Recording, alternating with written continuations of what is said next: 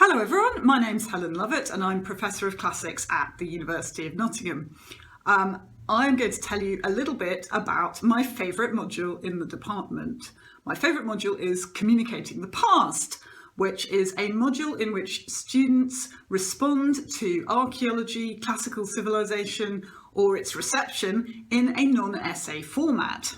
And they use that to communicate about their chosen format and topic to really deepen understanding of whatever it is they are discussing. And in the last year, when I've been teaching it, we've had some amazing projects, and this is why it's my favourite module, because basically the students do really fascinating, interesting and exciting things, and they are different every year. And this year we had a virtual exhibition about the River Styx, which used really amazing art and actually did a three-dimensional sort of virtual walkthrough exhibition.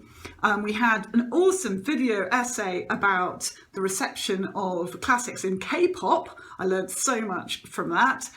We had a range of streetwear which was showcasing the monuments of Palmyra and thinking about their recent destruction.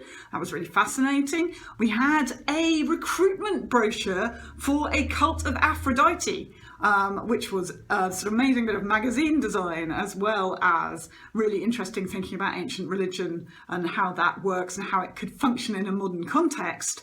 But the one I'm going to tell you more about today is a virtual online exhibition about the manuscripts of Virgil. So this is the project by Emily Williams about the Aeneid and its manuscripts.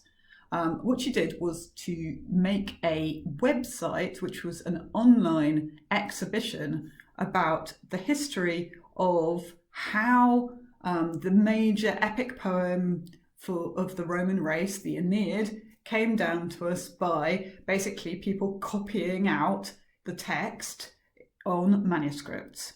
And what she did was to design an entire exhibition with a section for each book of the Aeneid, and you can see on the exhibition page what she was doing sort of thematically with different books and how she was using different manuscripts to illustrate it and explain. She also had a glossary and some activities for school students to do. It was a really impressive project for a number of reasons.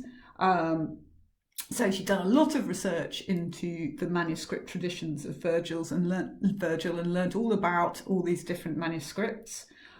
She had also really communicated a lot of information about quite difficult intellectual material in a really thoughtful way that also made it attractive and accessible to potential viewers with a range of different audiences. So she'd really thought about how different people would access it and why. And she'd done an amazing level of skills acquisition. She'd taught herself quite a bit of Latin, and she'd also learnt all about web design and exhibition design. So it was really a very impressive project. And she'd also written a great deal of very carefully thought out text that was explaining the story of the Aeneid, but also how that story was passed down to us. So it was really the centre of what classics and the classical tradition is about, and the whole point of communicating the past. So she looked at it book by book and she explored different themes relating to each book as well. And she used the manuscripts to illustrate and make the exhibition attractive. So it was a really great project and really interesting work.